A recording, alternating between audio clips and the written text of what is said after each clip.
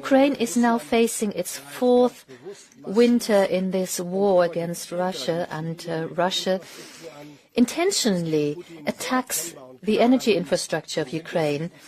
Putin is trying to make the winter as unbearable as possible for Ukrainians. He wants to destroy their morale. He wants to break their resistance. The coalition of the willing is an expression of our responsibility that we have as Europeans and that we're willing to take on in order to ensure that our continent remains safe. Let me also comment on the defense of the European continent. It's not just Russia that decided to attack Ukraine, but the resilience and the unity of our continent was likewise attacked. It wasn't just Ukraine that they attacked. 93% of Russian attacks are directed against civilian targets. There's hardly any military targets, and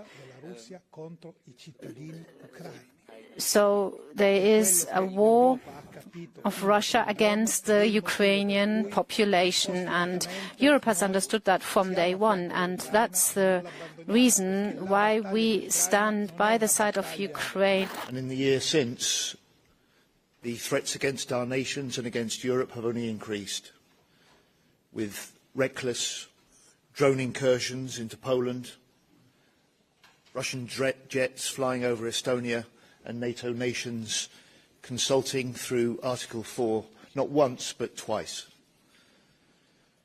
Russian aggression is growing, the war in Ukraine continues to rage, and the US has rightly challenged European nations to do more and to spend more on defence. What's relevant to mention here is that we're all pulling in the same direction.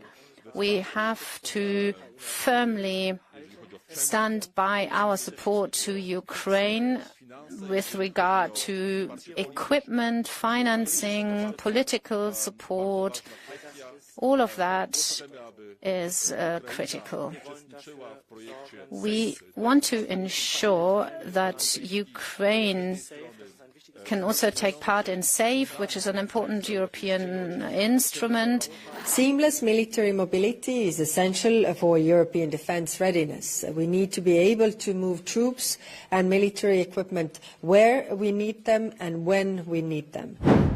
European defence ministers from Germany, France, Italy, the UK and Poland met in Berlin with EU High Representative Kaja Kallas to coordinate new support for Ukraine and strengthen Europe's security. Germany will raise its Ukraine aid to over 11.5 billion euros in 2026 and join another U.S. weapons package, including Patriot systems. Italy confirmed a new military package, and winter generators for Kyiv. Kallas warned that Russia is escalating strikes on civilian energy targets and urged more air defense systems and ammunition. The E5 also pledged stronger action against hybrid attacks and backed an EU plan to speed military mobility ahead of their next meeting in Warsaw. Thank you. Dear Boris, thank you for convening us today. We really had very good and open discussions, so thank you everybody for that.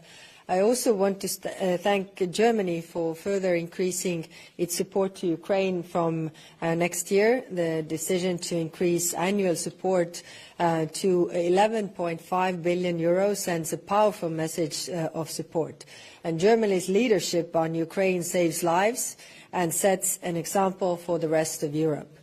I've just returned from a meeting of G7 foreign ministers, and we all agreed that immediate and full ceasefire is a priority. But right now, Russia does not want to negotiate at all. Every time the world reaches out, Russia responds with missiles. Russia's latest attacks make abundantly clear that Russia is pressing with war, and this pattern keeps repeating. Ukraine will need more funding next year. There are several options, but using immobilized Russian assets is the most clear-cut way to sustain Ukraine's defense. It is also the way to show Russia that time is not on their side. Supporting Ukraine is a bargain compared to the cost of Russia's victory. Wars are lost by whoever runs out of money or soldiers first. That is why we continue to apply pressure on Russia with sanctions. Work is going on the 20th package of sanctions, and sanctions clearly work better when they are matched by our international partners. The latest US sanctions are already depriving Russia of revenues that it uses to fund its war. Our sanctions are hitting Russia where it hurts. Today we also spoke about the rise of hybrid attacks against Europe. Sabotage, cyber attacks, drone incursions have become a daily occurrence. We cannot accept this as the new normal.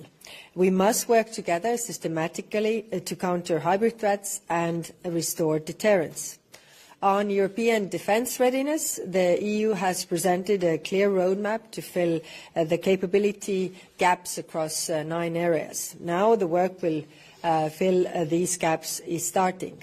Seamless military mobility is essential for European defence readiness. We need to be able to move troops and military equipment where we need them and when we need them. Next week, I will present together with the Commission a plan to improve military mobility. And this will include proposals to make our roads, bridges, tunnels, train lines, airports and other infrastructure projects able to cope with large-scale military movements. Pool transport resources to help each other out when needed, and make the permit process for moving troops around Europe faster. Dear Boris, thank you again for welcoming us in Berlin, and thank you for Germany to playing a pivotal role in Ukraine's defence and defence of our union altogether. Thank you.